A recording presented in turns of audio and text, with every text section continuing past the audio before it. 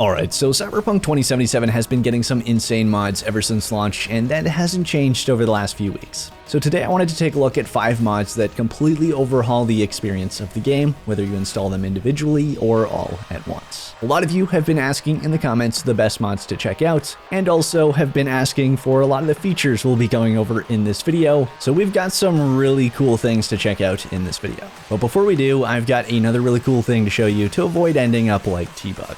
And that is a message from today's sponsor, Atlas VPN, which is currently running a major $1.99 a month offer right now. And while I'm sure everyone knows just how great a VPN is for protecting your privacy and security, there are also a number of additional perks Atlas VPN offers while browsing and purchasing on the web. Which the ways I've actually been using it myself is to hop servers in order to avoid cheaters in my least favorite multiplayer games like CSGO, to watch content on streaming platforms that isn't otherwise available in my region, which is quite common in Canada, and to shield me from those pesky netrunner attacks. You can even use Atlas VPN to find better deals on your favorite games, subscriptions, and even online bookings by using regional pricing. This is all made a breeze with their fast connection speeds and easy to use app, which is available on a ton of devices. And in order to use Atlas VPN, all you need to do is install the application on your device of choice, choose the location you want to fast travel to, and then you'll magically appear to be in that location, allowing you to access content, servers, and regional prices as if you're actually there. And right now, Atlas VPN is running a massive discount, which means you can get a 3-year subscription for only $1.99 a month, which gives you access to Atlas VPN on an unlimited number of devices. And if you don't end up liking it, they even have a 30-day money-back guarantee, so you can always give it a shot and see whether Atlas VPN is for you. Of course, this 82% off deal won't last forever, so you can always give Atlas VPN a try by clicking the link in the video description below. Thanks again to Atlas VPN for sponsoring today's video.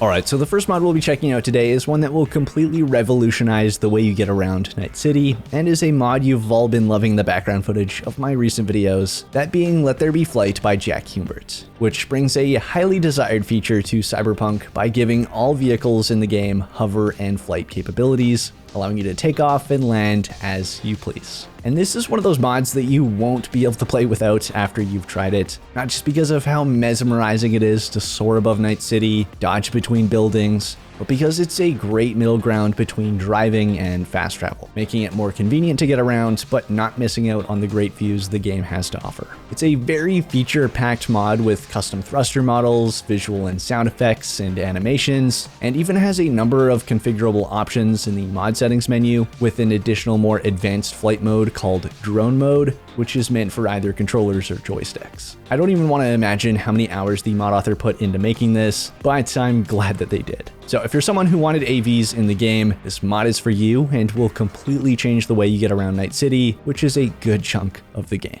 Now, what if you're wanting to overhaul the moment spent on the road and even on foot to give you more reason to not just fly around everywhere after you inevitably install the previous mod? Well, that brings us to Vehicle Combat by Scissors, which is actually a very misleading name in a good way, as it does a lot more than that. Not only does it add back in the cut vehicle combat, meaning you can now use both ranged and melee weapons while driving, including in Erendites and Caliburns, which will open and close their doors like the pre-launch cinematic trailer, but it also causes ramming to deal lethal damage to enemies in their vehicles, and you can even use inhalers and injectors to keep yourself alive for what is to come with this mod. Of course, as I'm sure you can expect, this also comes with some rebalancing to the HP of vehicles, as most vehicles in the base game have the same HP. So this has been changed to be more reasonable, so larger vehicles, nomad vehicles, police vehicles, the Rayfield Caliburn and Erendites, and special vehicles like the Delamain, Jackie's Tuned Arc, and Beast all have more health. And as I alluded to earlier, it doesn't just stop at letting the player use vehicle combat, as it also includes a complete rework to not only the police system, but even loops in the gangs of Night City to the notoriety system. So now attacking cops and civilians will no longer trigger stars, rather crowd NPCs can call the police when the player commits crimes, such as firing into a crowd, driving extremely recklessly, carrying bodies around, etc., and NCPD and gang members can now call reinforcements directly, which even has an animation and decision making, with a bar similar to uploading a quick hack appearing over their head indicating how close the call is to being finished, which can even be interrupted by various effects, knocking the enemy over or taking them out. But if an enemy finishes calling for backup, a star will be added to the system, and backup enemies will arrive from their respective faction. And as these stars increase, more difficult enemies will arrive and in greater numbers. They will also arrive in vehicles, in which they can even chase and engage in vehicle combat, or pull up and get out to engage if you're on foot. For the NCPD, Max TAC will now arrive at 4 stars alongside the security turrets with an overhaul themselves. As there will no longer be just one enemy type, there are now 5 new MTAC enemies, including a Mantis enemy, Sniper, Shotgunner, Heavy, and Netrunner. Their stats have also been increased, and they have new abilities, including a special ability that allows them to rapidly regenerate health. So you won't want to mess around with Max TAC. And just for an added level of depth, if you happen to be in the Badlands out of the NCPD's jurisdiction, Militech will spawn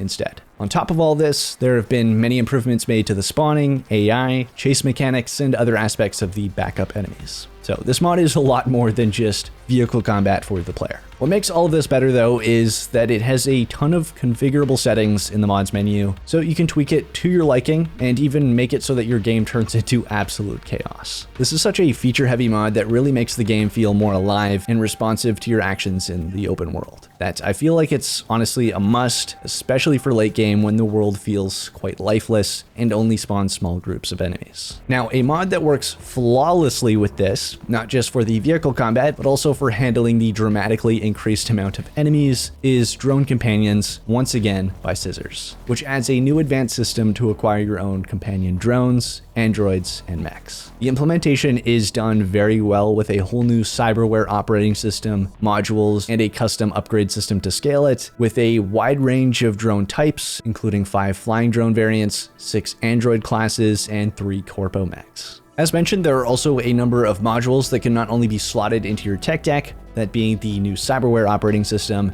to give a boost to your drones, but also unlocks different tech hacks, which allows you to give your new companions a bit of a boost using quick hacks directly on them. It's such a fleshed out implementation and is made even better by how it interacts with the vehicle combat mod, as androids are capable of entering and exiting vehicles with you, and will even equip their weapons to fight off enemies while in vehicles. Flying drones, on the other hand, will hover around your vehicle as you drive and are still capable of attacking enemies. And the mechs are more or less disposable. I love this mod as it feels like I've got my own little gang of chappy androids to accompany me around Night City, which is otherwise pretty lonely. Our 4th mod is to address what I would say is another very weak part of the game, that being the personal vehicles. As there is a lack of vehicle customization, the ability to keep stolen vehicles, or even just have a wider variety of variants to acquire, such as convertibles or different colors, which would really make your vehicles feel more personal. So this next mod, which is more of a framework for other mods to add upon, is a must-have for me, that being Virtual Car Dealer by DJ Kovric,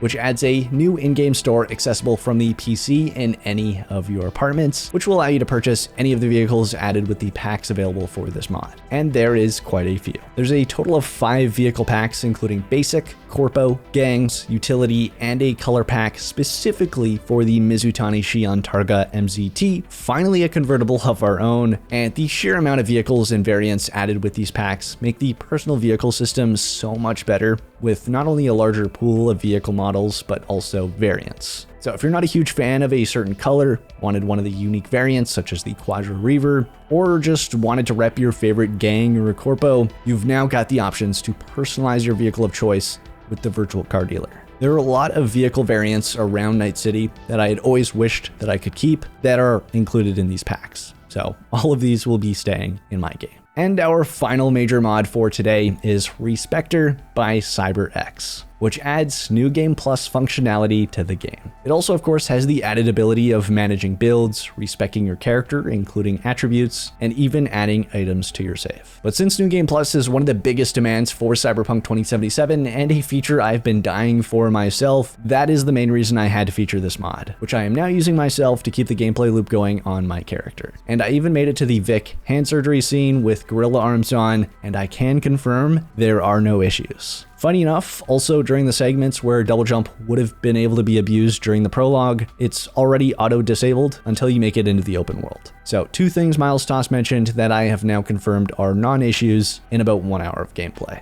Don't worry though, I still love you, Miles. Now, just to explain this mod a bit, it works by using the Cyber Engine Tweaks menu, allowing you to even customize what you want to keep from your character, what not to keep, and then manually saving that state. You can then go create a new game and simply load that build, and you're back at it with everything you wanted to keep. So this is a very basic implementation of New Game Plus, which is the way that I like it. Just your old character stats, items, and unlocks on a new save. The only drawback is that it won't transfer your appearance, but this does mean that you can swap genders between playthroughs, which is actually what I did this time around. It's a very powerful utility that makes New Game Plus a possibility, which CD Projekt doesn't sound very confident will make it into the game officially, at least not anytime soon. So if you're alright with risking any minor issues that might crop up when having unobtainable gear in the prologue and want to start fresh, but not too fresh, this is the way to do it. A lot of you have expressed your desire for New Game Plus in the comments on my channel, and I wanted to make you aware of this mod if you aren't already,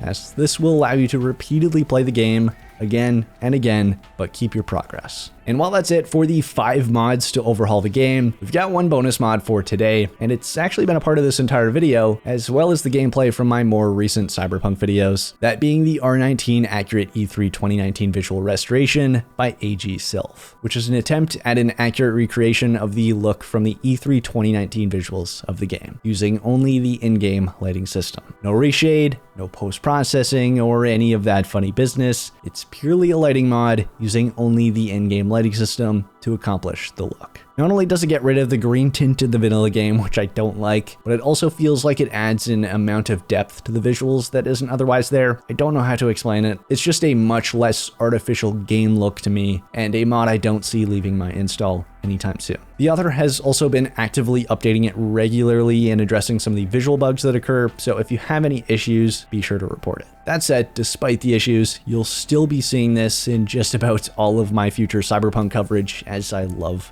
the look of it. But those are just 5 insane mods that you can install to overhaul Cyberpunk 2077's gameplay, content, and visuals. But I'd love to know if you think I missed any mods that should be featured in an upcoming video. Also, if you're needing any assistance on modding Cyberpunk 2077 or any other games, I've added my all-new 2022 modding tutorials playlist on screen, which will be getting regularly updated over the coming weeks with new uploads. But that's it for this video. Thanks again for watching, and until next time, this is Apoqsi, signing off.